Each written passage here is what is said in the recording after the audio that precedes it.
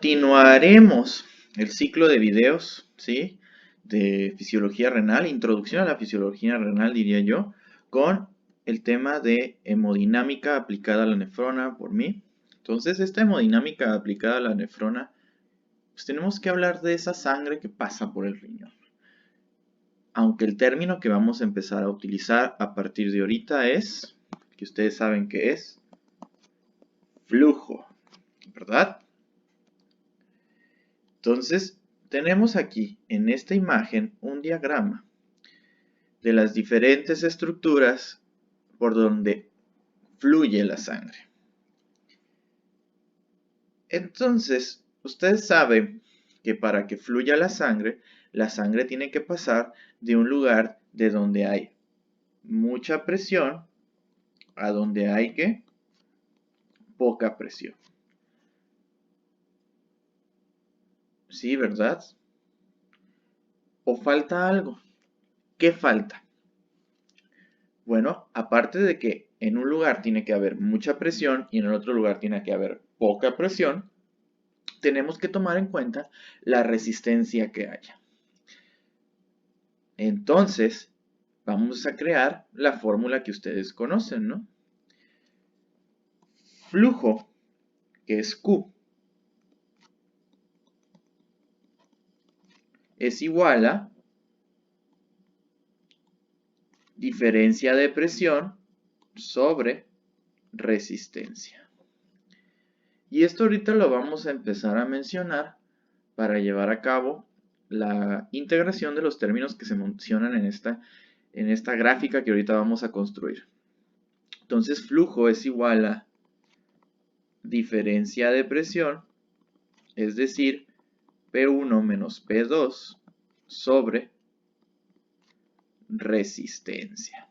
Espero que ustedes tengan en cuenta de qué depende la resistencia y de qué depende la presión, ¿no? De los temas pasados que ustedes ya han revisado en sus diferentes clases de hemodinamia o fisiología, introducción a la fisiología. Entonces, ¿de qué vamos a hablar ahorita? Bueno, para que la sangre fluya, entonces, como habíamos mencionado, tenemos que saber que tiene que ir de un lugar de donde hay mucha presión a donde hay poca presión. Entonces vamos a empezar a marcar cuánta presión hay en la arteria renal. Bueno, la arteria renal es una continuación, es una rama de la aorta. ¿Cuánta presión maneja la aorta? Aproximadamente 120-80, ¿verdad? 120-70, como ustedes lo pueden manejar. Y para llegar a un promedio, para simplificar esto, vamos a hablar que la presión de la aorta suele ser aproximadamente 100 y esa presión se transmite al siguiente vaso, que es la arteria renal. Entonces, la arteria renal suele contar con una presión de aproximadamente 100 milímetros de mercurio. Bueno, entonces, para que la sangre viaje de la arteria renal a la vena renal, nosotros sabemos que la vena renal entonces va a tener menos presión. ¿Cuánta presión va a tener la vena renal? Aproximadamente nula. Aproximadamente 5, aproximadamente 10.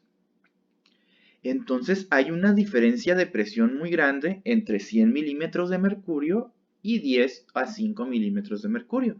Por lo tanto, ¿hacia dónde va a viajar la sangre? De la arteria renal a la vena renal.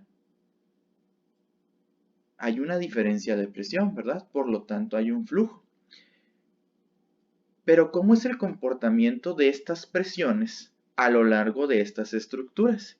Y aquí podemos ver que entre la arteria renal y la vena renal está la arteriola aferente, los capilares glomerulares, la arteriola eferente, los capilares peritubulares y la vena intrarrenal. Estas cuatro que se encerraron son de todas las nefronas en general. Vamos a empezar a trazar esta gráfica. ¿Cuánto es la presión en promedio en la arteriola aferente? Aproximadamente 80, 70 podemos ponerle.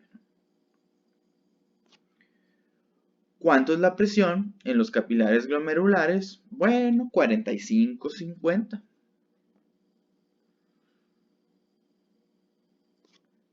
¿Cuánto es la presión en la arteriola eferente?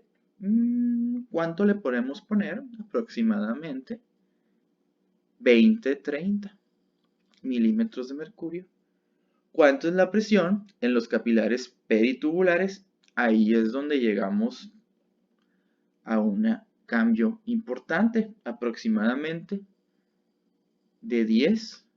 Y en la vena intrarrenal solo es una continuación de esta presión. Entonces vamos a trazar, ¿sí?, una gráfica de la presión en estas diferentes estructuras. Y vamos a ver que esto no es tan lineal como parece. En la arteria renal, entonces empezamos con ¿cuánto? Con 100, ¿verdad? Entonces llegamos a la arteria renal y podemos empezar a dibujar esta gráfica, ¿verdad? Pero sucede un fenómeno muy interesante en la arteriola aferente. ¿Qué le pasa a la presión en la arteriola aferente? Baja. Después en los capilares glomerulares, ¿qué le pasa? Se mantiene. A continuación, en la arteriola eferente, ¿qué pasa? Vuelve a bajar la presión. Y finalmente, en los capilares peritubulares, solo es una continuación. ¿Qué podemos notar en esta gráfica que acabamos de trazar? En la arteria renal, la presión se mantiene. En los capilares glomerulares, la presión se mantiene. En los capilares peritubulares, la presión se mantiene. Y en la vena intrarrenal y en la vena renal.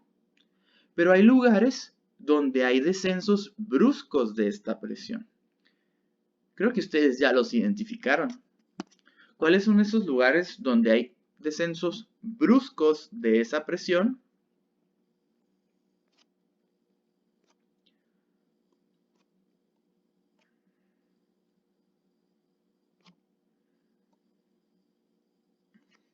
Y ustedes van a decir, oye, ¿por qué hay un descenso tan brusco en la arteriola aferente y en la arteriola eferente?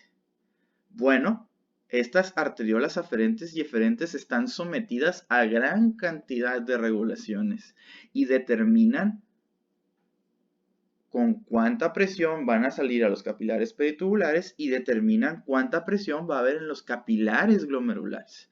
Si nos damos cuenta, los capilares glomerulares están atrapados entre dos cambios de presión importantes. Y van a decir, oye, ¿de qué dependen esos cambios de presión tan importantes? No, o sea, no los has mencionado, Francisco.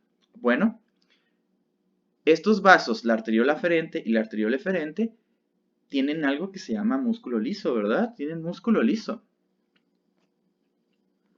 Tienen mucho músculo liso, ¿verdad? ¿Cuál es la más gruesa? La arteriola aferente. Entonces, ¿por qué disminuye tanto la presión? Bueno, en nuestros vasos lo que pasa es que el radio de la arteria renal, ¿cuánto puede ser? 1 centímetro.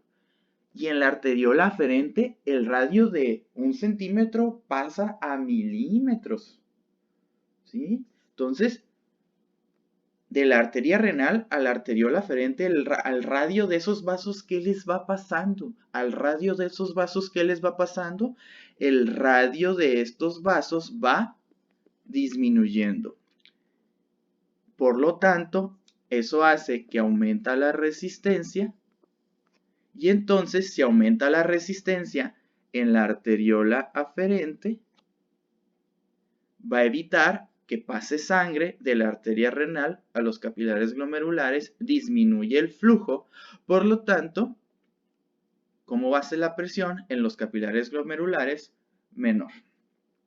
Podemos volver a repetirlo, ¿no? La arteriola aferente, por lo tanto, tiene mucho músculo liso,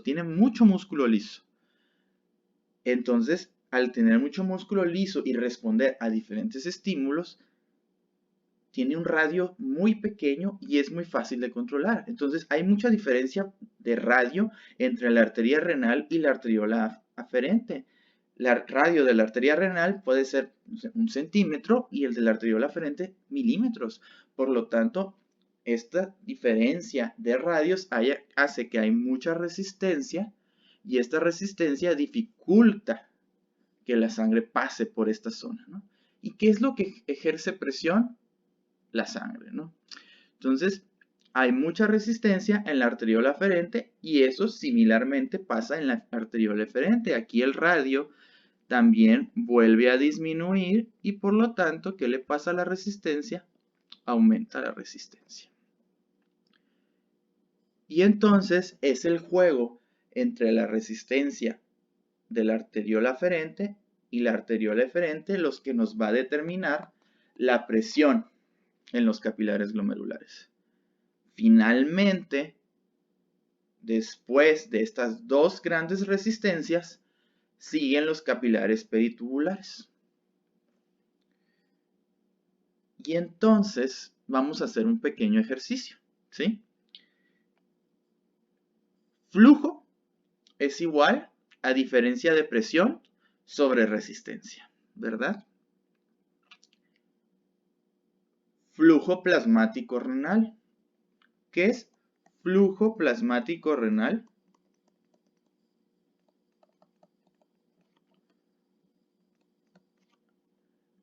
Es el volumen de sangre, es el volumen de plasma que fluye por los riñones. ¿Sí? Es la cantidad de sangre por unidad de tiempo que fluye a través de los riñones, que viaja a través de los riñones.